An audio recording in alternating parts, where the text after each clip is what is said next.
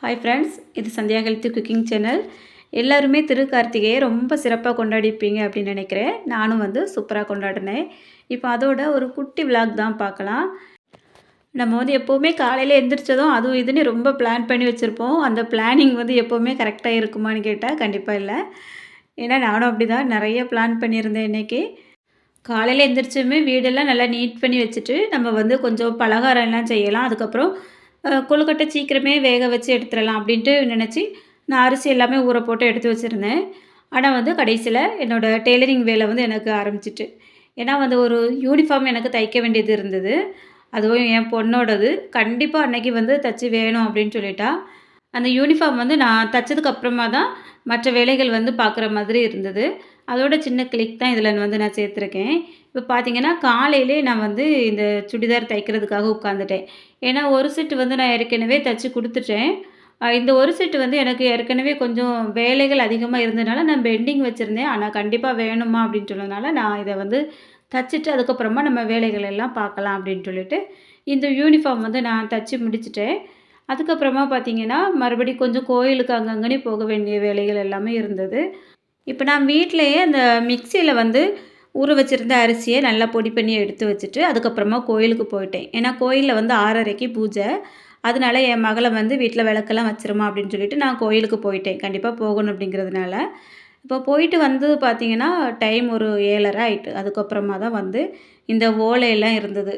ஓலை இது எங்கள் அண்ணா வீட்டிலேருந்து கொடுத்தது. இதை நான் அப்படியே க்ளீன் பண்ணி எடுத்து வச்சுருந்தேன். பார்த்திங்கன்னா ரொம்ப தூசியாக இருந்தது. ரொம்ப குருத்து ஓலையும் இல்லை, கொஞ்சம் மீடியமாக இருந்தது. ஆனால் நல்ல ஓலை. இதை எடுத்து வச்சு நல்லா தூசியெல்லாம் தொடச்சி க்ளீன் பண்ணி எடுத்து வச்சாச்சு. இப்போது நமக்கு கொழுக்கட்டைக்காக நான் பாசிப்பருப்பு வறுத்துட்ருக்கேன். இது ஒரு 100 கிராம் அளவுக்கு இருக்கும். இந்த பாசிப்பருப்பை நல்லா வறுத்து எடுத்துட்டோன்னா வாசமாக இருக்கும் கொழுக்கட்டையில் சேர்க்கும்போது. இது ஏற்கனவே உடைச்சிருக்கிறதுனால நம்ம மறுபடியும் இதை உடைக்கணும் அப்படிங்கிற அவசியமும் இல்லை. இப்போ அதை வறுத்து எடுத்துட்டேன். இப்போ அதே பாத்திரத்தில் நான் நாட்டு சர்க்கரை சேர்க்க போகிறேன். இப்போ கருப்பட்டி, சர்க்கரை, வெல்லம் எதுனாலும் சேர்க்கலாம். நான் இன்றைக்கி நாட்டு சர்க்கரை சேர்த்துருக்கேன். எனக்கு நாட்டு சர்க்கரை சேர்த்தா கொஞ்சம் இன்னுமே நல்லா இருந்தது போல் இருக்குது. அதோட திக்கான நிறமும் டேஸ்ட்டும் ரொம்பவே பிடிக்கும்.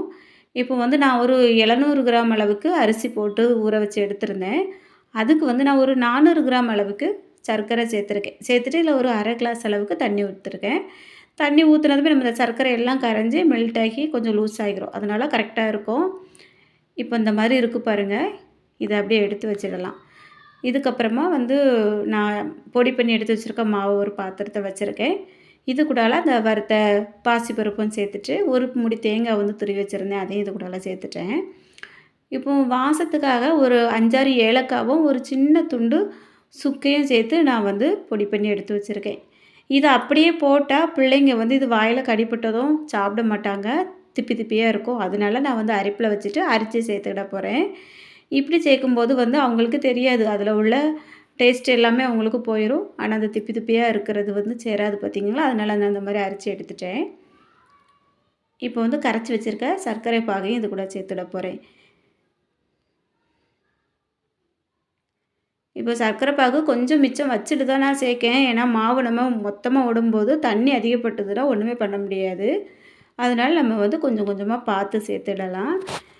இப்போது இந்த மாதிரி இதில் கல், மண் எதுவுமே இல்லை. இருந்தாலும் நான் கொஞ்சம் திருப்திக்காக தான் அதை தண்ணி விட்டு கரைச்சி சேர்த்துருக்கேன். இந்த மாதிரி சேர்க்கும்போது அந்த சர்க்கரை எல்லா இடங்கள்லையுமே போய் ஒன்று போல் சேர்ந்துரும். அதனாலேயும் இந்த மாதிரி சேர்த்துடலாம்.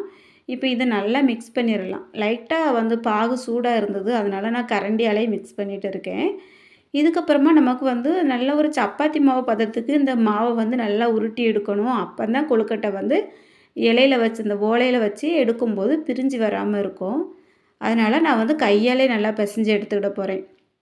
காலையில் ரொம்ப பிளான் பண்ணியிருந்தேன். இன்றைக்கி கொஞ்சம் பலகாரங்கள் எல்லாம் செஞ்சு எடுத்துக்கிடலாம் அப்படின்ன மாதிரி கொஞ்சம் ஐடியா இருந்தது. அதுக்கப்புறம் பார்த்திங்கன்னா பிளான் அப்படியே மாறிட்டு. அதனால இன்றைக்கி எப்படியாவது இந்த கொழுக்கட்டை மட்டுமாவது நம்ம கண்டிப்பாக ரெடி பண்ணி வீட்டில் வச்சு சாமி கும்பிடணும் அப்படிங்கிறதுக்காக கொழுக்கட்டை மட்டும் தான் நான் இன்றைக்கி ரெடி பண்ணேன். அதுவும் நம்ம பனை ஓலையில் கொழுக்கட்டை அவிக்கிறது ரொம்பவே பாரம்பரியமான ஒன்று. ஒவ்வொரு ஏரியாக்கள்லேயும் ஒவ்வொரு மாதிரி அவிப்பாங்க. ஆனால் எங்கள் ஏரியாவில் இந்த பனை ஓலையில் தான் அவிப்பாங்க. அதோட டேஸ்ட்டும் வாசமும் சூப்பராக இருக்கும். முடிஞ்சால் நீங்களும் இது வரைக்கும் அவிச்சது இல்லை அப்படின்னா ஒரு முறையாவது ட்ரை பண்ணி பாருங்கள். இப்போ மாவு நல்லா உருண்டு வந்துட்டு, இந்த ஓலையை வந்து கழுவி வச்சுருக்கேன். இதை வந்து என் மக தான் கழுவி துடைச்சிட்டு இருக்கா. இதை வந்து இப்போ ஒன்று ஒன்றா நம்ம பிரித்து எடுக்கணும். இது உங்களுக்கு பார்த்தாலே தெரியும். பாதி வரைக்கும் சேர்ந்துருக்கோம். பாதிக்கு மேலே அப்படி வந்து ஒவ்வொரு இலையாக பிரிஞ்சிருக்கும். இதை வந்து தனித்தனியாக ஒன்று ஒன்றா எடுத்துடலாம். எடுத்துட்டு அதுக்கப்புறமா அடியிலேருந்து கொஞ்சம் கட் பண்ணி வேஸ்ட்டு அதை எடுத்துடலாம். அதுக்கப்புறமா இந்த ஓலை வந்து நல்லா நீளமாக இருக்கும் பாருங்கள். இதை வந்து நம்ம வந்து ஒரு 2 பீஸாக கட் பண்ணி எடுத்துடலாம். ஒரே அளவுக்கு இருக்கிற மாதிரி. இது வந்து 2 விதமா அவிக்கலாம். நான் வந்து இன்றைக்கி இந்த மாதிரி அவிச்ச போகிறேன். இப்போ முன்னாடிலாம் வந்து அப்படியே நீளமான ஓலையிலேயே சென்டரில் வச்சுட்டு அப்படியே மடித்து மடித்து வச்சு அதை வந்து நூலால் கெட்டிட்டு அப்படி வேக வச்சுருவோம். நான் இன்றைக்கி இந்த மாதிரி ட்ரை பண்ணலாம் அப்படின்ட்டு இந்த மாதிரி ஓலையை 2ஆ கட் பண்ணிவிட்டு அப்படி சென்டரில் மாவு எடுத்து வச்சுருக்கேன். வச்சுட்டு இதை அப்படியே மூடிட்டு இன்னொரு ஓலையை எடுத்து இந்த பக்கமாக வச்சு கவர் பண்ணி விட்டால் போதும். நல்லா வந்து இது எந்த பக்கமே மாவு வெளியே வராமல் கவர் ஆகிரும். மாவு உங்களுக்கு பார்த்தாலே தெரியும் பாருங்கள் எந்த அளவுக்கு இருக்குன்னு. ரொம்ப திக்காலாம் இல்லை, அப்படியே நல்லா மாவு பஞ்சு போல் இருந்தது. கொஞ்சம் கூட தண்ணியும் அதிகமாக இல்லை பாருங்கள். இந்த மாதிரி இருந்தால் கொழுக்கட்டை நல்லா பிரிஞ்சு வராமல் சூப்பராக வரும். நான் வந்து ஒரு 11 கொழுக்கட்டை ரெடி பண்ணியிருந்தேன். ஏன்னா வந்து கொழுக்கட்டை அந்த ரெட்டை எண்ணிக்கையில் வரக்கூடாது, ஒத்த எண்ணிக்கையில் வரணும் அப்படின்னு சொல்லுவாங்க. அதனால அதை கணக்கு பண்ணி இருக்கிற மாவு வந்து சரியாக பிரித்து எடுத்து வச்சு இந்த மாதிரி ரெடி பண்ணிக்கிட்டேன். அதுக்கப்புறமா இட்லி பாத்திரத்தில் வச்சு இதை நல்லா மூடி போட்டு ஒரு 10லேருந்து 20 நிமிஷம் வரைக்கும் நம்ம வேக வைக்கலாம். ஏன்னா கொஞ்சம் நல்லா வேக வச்சா தான் நல்லாயிருக்கும். அதனால் நான் வந்து வேக வச்சதை எடுக்க முடியலை. கொஞ்சம் தலைவலி அதிகமாக இருந்தது அப்படின்னு சொல்லிட்டு கொஞ்சம் ரெடி பண்ணி வச்சுட்டு போய் படுத்துட்டேன். என் மக தான் எடுத்து வச்சு வேக வச்சு வச்சுருந்தா. இப்போ பாருங்கள் இது நல்லா ஆறியிருக்கு. எப்படி இருக்குது அப்படின்னு காமிக்கிறேன். ரொம்பவே நல்லா வந்திருந்து கொழுக்கட்டை. நல்லா சாஃப்டாகவும் இருந்தது. அந்த இலையிலேருந்து அப்படியே பிரிஞ்சு வருது பாருங்கள். இந்த இலையில எண்ணெய் எதுவுமே தடவலை. சில பேர் எண்ணெய் தடவணும் அப்படின்லாம் சொல்லுவாங்க. அப்படி எதுவுமே இல்லை. நம்ம மாவு வந்து நல்லா பக்குவமாக பிசைஞ்சாலே அது வந்து விடாமல் அழகாக வரும். பார்க்கவே எவ்வளோ அழகாக இருக்குது பாருங்கள். அந்த நாட்டு சர்க்கரை சேர்த்தனால அந்த கலரும் கொஞ்சம் டார்க்காக இருக்கும். அவ்வளோதான், இந்த திருக்கார்த்திகை ரொம்பவே சூப்பராக போச்சு. உங்களுக்கும் எப்படி போச்சு அப்படின்னு சொல்லி கமெண்ட் பண்ணுங்கள்.